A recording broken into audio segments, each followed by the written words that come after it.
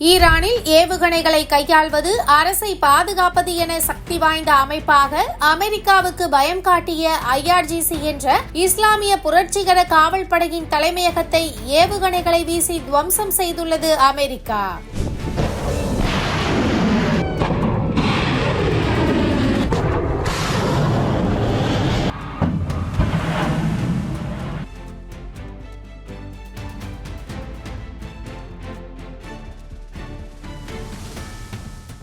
America மற்றும் Israel ஒன்றிணைந்து Iran தலைநகர் டெஹ்ரான் மீது கடந்த சனிக்கிழமை முதல் வான்வழி தாக்குதலை நடத்தி வருகின்றன.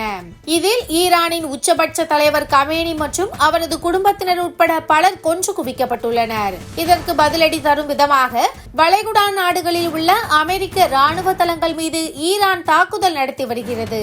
இதனால் பல நாடுகள் தங்களது வான்பரப்பை மூடியுள்ளன.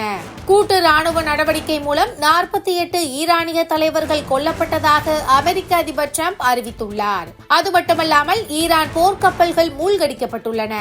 இந்த நிலையில் ஈரானின் மிக முக்கிய பாதுகாப்பு அமைப்பான இஸ்லாமிய புரட்சிகர காவல் படையின் தலைமையகத்தை தரைமட்டமாக்கியுள்ளது அமெரிக்கா.